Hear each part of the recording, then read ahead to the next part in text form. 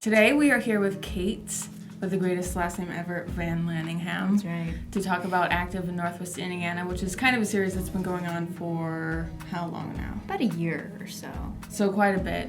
And she kind of curates that and have done a couple yourself. So kind of just explain what Active is. Active in NWI is a series that is written by outside people, people who just volunteer. They're very active. They like to do stuff around the community, like run and boat and hike, and they do CrossFit and boot camps. Anything that they do that keeps them up and moving, they'll write about it, and then we'll put it up on our sites. It sort of serves as a inspiration and motivation for people here in the region. Understanding that you've done a couple yourself. I have. So what actually did you talk about, and what was the experience and inspiration for you to be a part of it?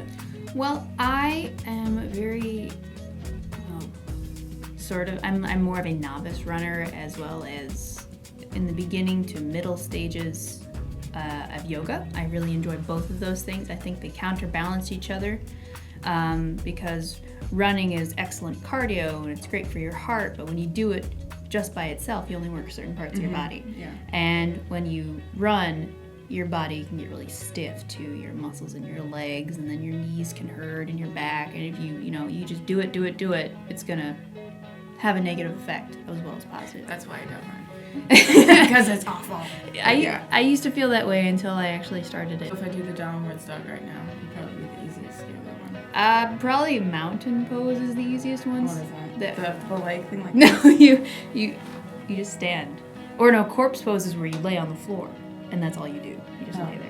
Yeah, I should start yoga. That's easy. Yeah, I do that every night when I'm sleeping. And I know just from being an outsider on 5Ks and races and marathons that there are a lot of people who are very dedicated to running, being in marathons and all that stuff, which counts for Active in NWI. So how does that work? Can they submit something for the series? Anybody can. As long as you're doing something to be active and keep yourself moving in the region, then you can write about it. And there is a lot of potential, because I know quite a few people who are dedicated to that area of stuff. And you don't have to be an expert at it. I've had people write stories who just began, and they're writing about the beginning journey, what brought them to this place. And there's some people that are, really into it. They do like Ironman triathlons, and they're, crazy stuff. And then there's just the people who, I walk every day. Yeah. I get up in the morning and I walk. Well, and that's good for other people to hear too. That kind of inspiration for other people. Like anyone can be active. Yeah, it's open to anybody. As long as you are able to get up or sit down and move, really, then you can write for it. I welcome anybody to write for it.